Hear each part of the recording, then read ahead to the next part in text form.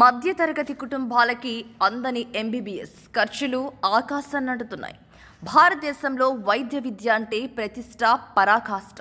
చిన్ననాటి నుంచే పిల్లల్ని డాక్టర్ చేయాలనుకోవడం తల్లిదండ్రుల కల. డాక్టర్ అంటే దేవుడే అనే భావన ఇప్పటికీ సమాజంలో మిగిలే ఉంది.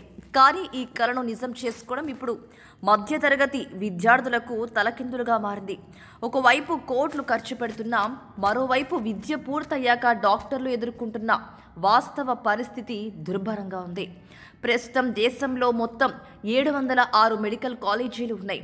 వాటిలో 389 ప్రభుత్వ కాలేజీలు, మిగిలినవి ప్రైవేట్ కాలేజీలు. 2024లో నీట్ పరీక్షకు 23 లక్షలకు పైగా విద్యార్థులు హాజరయ్యారు. కానీ సీట్లు మాత్రం కేవలం 1.09 లక్షలు మాత్రమే ఉన్నాయి. అంటే అర్హత పొందే వారిలో 5% కన్నా తక్కువ మందికే అవకాశం ఉంటుంది. ప్రభుత్వ మెడికల్ కాలేజీలో చదివితే 4.5 ఏళ్ల ఎంబీబీఎస్ కోర్సు కోసం కేవలం 2.5 లక్షల వరకు ఖర్చు వస్తుంది. కానీ ప్రైవేట్ కాలేజీలో అదే కోర్సు చేయాలంటే ఏడాదికి 25 నుండి 30 లక్షల వరకు, మొత్తం కోర్సుకు 1 నుంచి 2.5 కోట్ల రూపాయల వరకు ఖర్చు అవుతుంది. ఈ రేంజ్లో ఖర్చు పెట్టడం ప్రతి కుటుంబానికి సాధ్యపడదు. ర్యాంకింగ్ రాలేక లేదా ఖర్చు భరించలేకపోయిన విద్యార్థులు చైనా, ఫిలిప్పీన్స్, జార్జియా, కజకిస్తాన్ వంటి దేశాలకు వెళ్తున్నారు. అక్కడ చదువు ఖర్చు 40 నుండి 50 లక్షలలో పూర్తవుతుంది. కానీ మళ్ళీ ఇండియాకు వచ్చాక ఫారెన్ మెడికల్ గ్రాడ్యుయేట్ ఎగ్జామ్ అనే పరీక్ష రాసి అర్హత సాధించాలి. ఇది కూడా చాలా కఠినమైన పరీక్ష. అన్ని కష్టాలు, ఖర్చులు పెట్టి ఎంబీబీఎస్ పూర్తయ్యాక ఉద్యోగం వస్తుందా? వస్తే జీతం ఎంత? దేశవ్యాప్తంగా సర్వేలు చెబుతున్నవి మెజారిటీ ఎంబీబీఎస్ డాక్టర్లు మొదట్లో 70,000 నుండి 80,000 మధ్య జీతం లభిస్తుంది. ప్రభుత్వ కళాశాలలలో తక్కువ ఖర్చుతో చదివిన వారికి ఇది సరిపోవచ్చు. కానీ కోట్లు ఖర్చు చేసి చదివిన వారు మాత్రం పెద్ద ఆర్థిక ఒత్తిడిలో పడుతున్నారు. అంతేకాదు మళ్ళీ పోస్ట్ గ్రాడ్యుయేషన్ అంటే ఎండి, ఎంఎస్ చేయాలంటే మళ్ళీ నీట్ పీజీ రాయాలి. మరలా కోటాలో ప్రవేశం లేనట్లయితే వెచ్చించాల్సిన ఖర్చు కోట్లు. పైగా ప్రతి డిగ్రీకి సంబంధించి మరో 3 ఏళ్లు సమయం పెట్టాల్సి ఉంటుంది. ఇలా చూస్తే డాక్టర్ అవ్వాలంటే కనీసం 10 నుండి 12 సంవత్సరాలు కష్టపడాల్సిందే.